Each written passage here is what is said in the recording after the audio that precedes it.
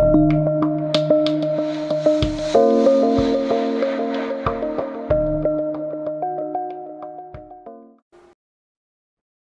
everyone, Pam Gregory, astrologer. I'm going to be speaking to you today about the second half of September and the new moon that we have coming up in Libra on the 25th. Now, as backdrop to this, I've always said that this is the period when we're going to be entering the crescendo through the last few months of the year. In the UK, clearly we've already seen a massively important shift into a new episode, and that is going to in itself trigger other changes as we move forwards. But the other thing that signaled this period, there are many things actually, but one of the big dominant aspects is this square between Saturn and Uranus that we had all the way through 2021. We had it more in the early months of 22, but it's coming back again to exactitude by degree. Late in September, we're already moving into this energy. It's closest really the first week of October, but we're going to be feeling this aspect until early November. And then this aspect breaks up and moves on.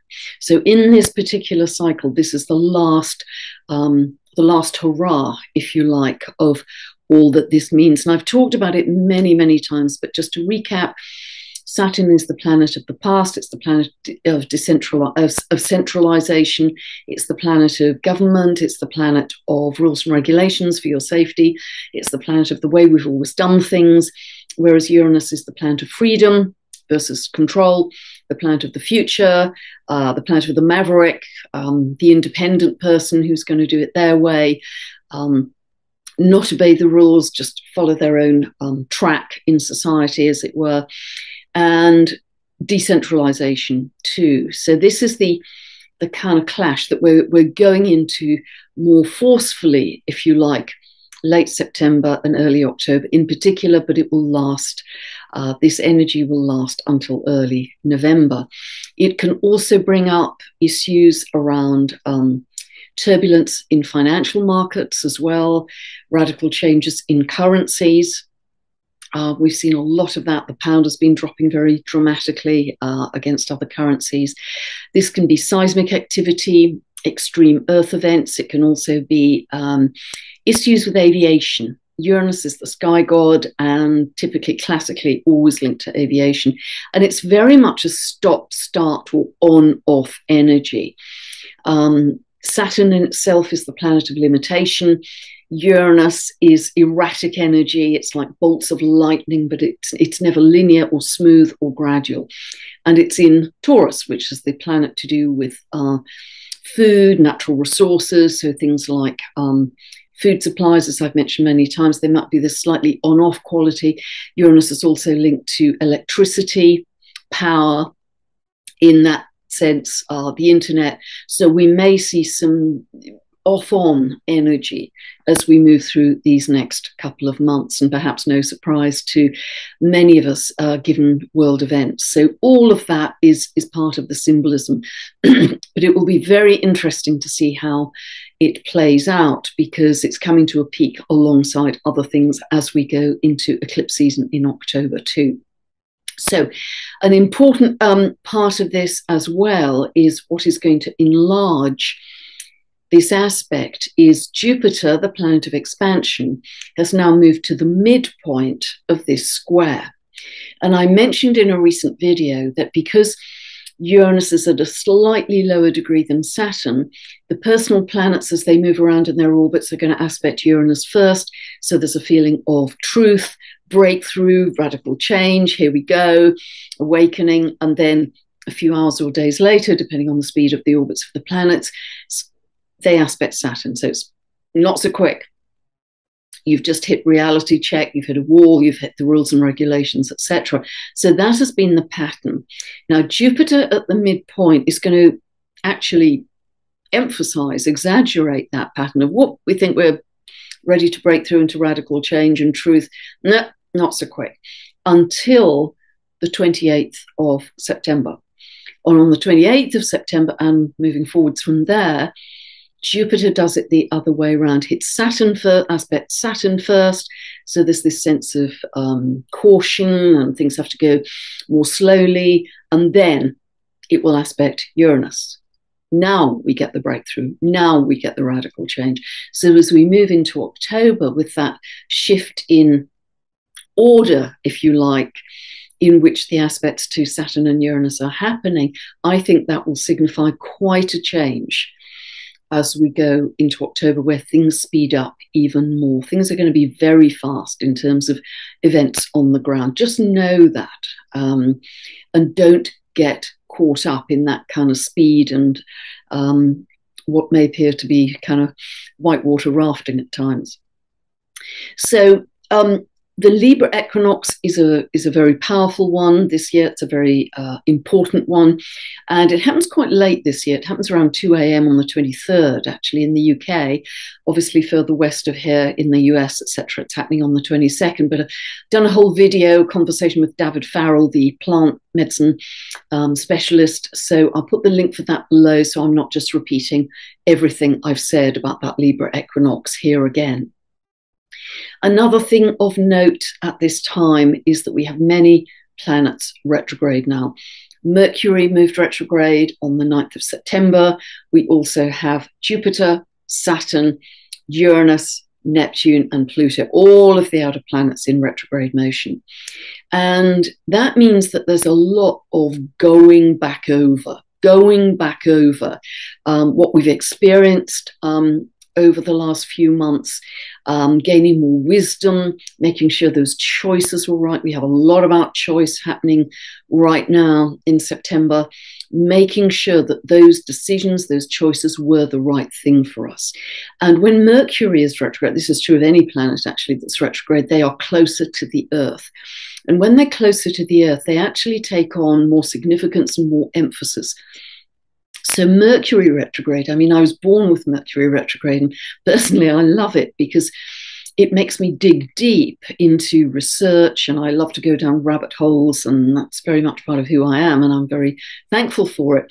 But it can give you a slightly obsessive, I've got to get to the bottom of this. I've really got to dig deep and get to the bottom of this. And if we perhaps now look at the chart for the new moon, we'll get a better understanding of that. So let me just share screen now. Okay, so planets moving retrograde, as I say, and what is also important here, if we see where Mercury is at 27 of Virgo, it is tightly trine to Pluto at 26 of Capricorn. So this is, again, another signifier. I've got to dig deep, Pluto. I've got to dig deep to get to the truth of whatever information is prevailing right now, is coming at me. So just to step back for a moment, this is the new moon in Libra, which happens on the 25th of September. It happens at 2:54 p.m. Pacific and 10:54 p.m. UK time, as you can see here. So as always, this chart is set for the UK. Ignore the clock face and the houses if you don't live in the UK. Just look at where the planets fall in the signs and their aspects between each other. So one of the important things that we're going to be talking a lot about in the next really 7 months is that Mars is in Gemini here, 18 of Gemini. And Mars energizes wherever it sits in a chart. And so Gemini is very much the planet of the mind, of communication, of social media, of words, of social interaction, as it were. So it's very, very helpful for energizing the mind, and that can add to our creativity a great deal, particularly because we've actually got a T-square going on here, because Mars is square, quite widely square, but nevertheless square to Neptune, and it's also square to Venus and Mercury down here. This forms a T-square. And so it is wide of Mercury, actually, but certainly it's squaring Venus. So this can bring about a great deal of imagination, love of beauty, aesthetics, detailed beauty as well, very detailed aesthetics, getting it just right. And it stimulates our imagination, as I say. What it also tends to do is increase the amount of information coming in at us. Because not only is Mars, as I say, adding energy and activation to Gemini, the ruler of Gemini is Mercury, and Mercury also rules Virgo, so it's in its own sign here. So they are both planets of the mind. So there's a lot here to suggest mental energy. Now, one thing I really want to suggest to you is this Mars in Gemini can be trigger happy response, really fast response. I'm seeing this a lot on social media right now, where people haven't read a post or somebody's comment clearly enough, or they've misunderstood. They just jump. And be very aware of that, because this isn't helping anybody or you, frankly. Take a breath, take a step back. Because so often it's ego that needs to be in the I win, you lose situation. And frankly, this is just kind of adding to the division, the separation, the noise of centuries, frankly. I'm right and you're wrong. And how much does that matter? Isn't it more important that we step up our game and go beyond all these spats and tit for tats on social media and say, no, I'm going to use this in a different way. I'm going to use this to step into a higher state of being, where I'm just going to let that noise go. I'm going to stay on my eagle's perch. I'm going to be an observer, let the noise go. It's ever so tempting to reply. It really, really is. But it will serve you better and serve everybody who's kind of in that interaction much better if you just step back. Just let it all go. And the other thing to say very much here is we may have not only a lot of information, but possibly a lot of confusing information, contradictory information, smoke and mirrors coming in, because not only is Mars square to Neptune, which can cloud things, what's real and what's not, but also Mercury is opposing Neptune. Again, fabulous for imagination, creativity, not so good for clarity, for mental clarity. So although Virgo is the sign of discernment and very helpful in many ways to use the mind at its best to sift and analyze, and how do I mentally really judge this information, it's so much better to drop out of the head and into the heart, because the heart is our real guide. So as often as you can, get out of the head into the heart, switch off the news, switch off the input, switch off that external input, and drop into stillness. Just drop into stillness. Just shut your eyes and watch your breath for a few moments. And it's really that easy. So really would suggest that we're going to have a lot of externals coming at us. What astrology is brilliant at is the cosmic weather forecast of showing us what's going to happen, but how to play it strategically, how to play it at a higher level. Now, this new moon in Libra is very interesting. So here's the sun and the moon together at 2:48 of Libra. Sun and moon always together at a new moon. And Libra is the sign of fairness, balance, harmony. So there will certainly be a greater need for that in our lives. It can suggest also new legal developments that are very important at this time, because Libra is one of the signs linked to the law, scales of justice. And so that will be, I think, very important at this time. And what is also, I think, significant here is that the new moon is exactly conjunct the supergalactic center. The supergalactic center, which is at 2 degrees of Libra.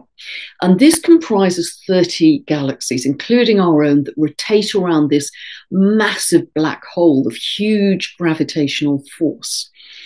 And it's enormous in its force in space. And the real expert on this, I think, is Philip Sedgwick, who's a wonderful astrologer and researcher. And I'll put a link below for his website because he writes in a lot of detail about the importance of the supergalactic center. But I think it's very important for our Earth at this time that whatever developments are happening, be they legal or whatever, that we really recognize the importance of these times, and the importance of these times in terms of the Earth's position in the galaxy. We've got to think more broadly of our position in the galaxy. We are stepping into becoming galactic citizens quite rapidly, actually. And just another thing I want to say about input and the way our minds work in social media. Two of the planets here, Mars in Gemini. Gemini is the sign of the twins, and Neptune in Pisces, the sign of the two fishes swimming in opposite directions. They are both potentially at lower levels, signs of duality. Again, don't feed the duality. Don't feed the split. Don't feed the separation. Don't feed the division. And it's such a benefit to yourself if you can remove yourself from all of that. Maybe even have a kind of social media detox and just step back and say, none of that actually really matters, that I was right about that point or not. So I hope that's helpful as context. Stay on your eagle's perch, as I so often say.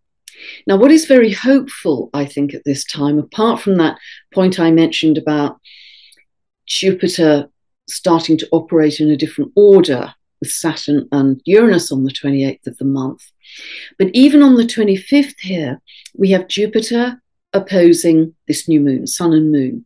Jupiter's in these very early degrees of Aries, the sign of the pioneer, the new. And Jupiter here brings with it great hope, great optimism, great wisdom. Jupiter's the sign of expansion. And the more you can find stillness, the more you can step into this sense of, wow, the energy feels so different up here on the eagle's perch. It feels massively expansive. There is so much that is going to come to us that we are stepping into that is so different from the contracted state of being that we've lived in all of our lives. And I think that's massively exciting. And the thing that really helps me feel that excitement is several things here, which were in the same position at the Libra equinox and will continue pretty much in the same position to the end of this year, because they have almost a 300-year orbit. Now, Manway, I've spoken about before. These are Kuiper Belt objects, dwarf planets way out in deep space, and they have a very different quality of consciousness that they're bringing in. Manway is at absolutely the first degree of the zodiac, 034 of Aries, the very first degree, and he only gets round to that place roughly, it's just under every 300 years. That is very significant in terms of a new beginning, because in myth, Manway and his wife Vada were the original creators of the cosmos, of the universe. And he is said to be the highest archangel, closest to the mind of God, the highest source of divine intelligence, and dedicated in his spiritual mission to the triumph of light over dark, of world renewal. He created it the first time, he can do it again. So this to me is a very significant indicator, again, of the birth of New Earth. They are helping us with this rarefied frequency of a new consciousness. Salacia, I've mentioned before, 743 of Aries conjunct Jupiter also. Jupiter's expanding the energy of Manway and Salacia. Mermaid energy linked to shimmering sunlight, moonlight on the sea. I think she's liquid light. I think she's the symbol for photonic light that is upgrading us in every moment as waves of new photonic light come into us. And I've talked about this before, but I'll say more in another video about that. The other beautiful thing here, looking at the Kuiper Belt objects, are that Altgira, another dwarf planet, is very tightly conjunct Mars. They're both at 18 degrees of Gemini. Algira was the creator god in myth of the Arente people, Arente Aboriginal people. And the whole myth is about walking the song lines, going on the big dreaming. And walking on the big dreaming will make the unmanifest manifest, bringing manifestation and matter out of ether by this spiritual pilgrimage of walking the big dreaming, walking the Aboriginal song lines. Again, with these Kuiper Belt objects, I always want to credit Kelly Hunter and her research and her work, because I very much draw on her research and her work when I talk about these Kuiper Belt objects. She's done, some very exciting work with this. So again, I'll put her website details below. And another positive thing just to mention, I mean, long term, Saturn is in Aquarius, which is, it will move out of Aquarius next March. But it is very much in that sign, building new future social networks, social systems for the long term. And it is helped at this new moon by Mars. Mars is trine, quite tightly trine to Saturn. And this is a good combination of putting disciplined energy and focus into building those long-term, realistic, practical future networks. So there is a lot that is about, I'll stop sharing now, a lot about this shift really, as we move through late September and into October, of shifting to a different quality of energy. As I say, if I said repeatedly, October, November are very, very, very big months astrologically, not only because of the eclipses, but many other things that are happening at the same time. I think even though the time appears to be short between now and the end of the year, I think we are going to see an immense amount of change. Don't get too caught up in it. Stay high.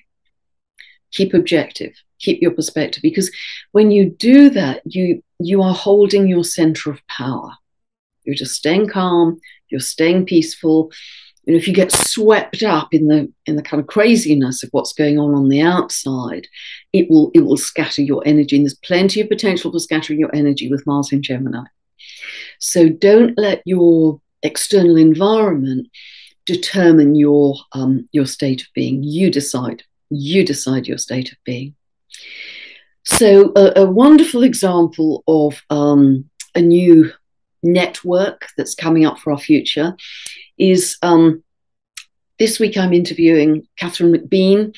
I interviewed her about 2-3 months ago, and she's the founder of the People's Health Alliance, and she just really launched about 6 weeks prior to that the People's Health Alliance. It is going gangbusters globally because there's such a need for that network, and it's just so exciting to see how fast that's happening.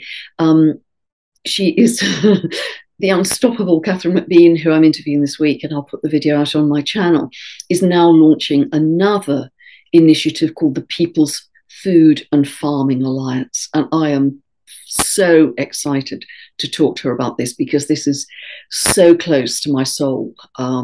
It really is. I have a deep connection to where I feel she's going to take this. And so more about that when I speak to Catherine this week, but it is a great example of Saturn in Aquarius, and also Saturn still squaring that nodal axis, our future collective destiny, where we're headed, which kind of gives it a validation too. So hope all this makes sense. Do check out the Libra equinox. Do check out these links below because they're all very useful information for you. I'm going to also try this week to look at some mundane astrology, a couple of countries that are being very aspected right now by what's happening, to put some of this in perspective as well. So, as well as this update. So I hope that's been helpful. If you don't know where these aspects fall in your chart, you can download a free birth chart from my website. Go to the link below. You get a 2-part video series from my store that will take you from zero to how you find these points in your chart and what it means for you with every update I do. So God bless. If you want more information about my books, my videos, my long monthly newsletter, just check out my website, pamgregory.com. Lots to come. Stay on your eagle's perch. God bless. Bye for now.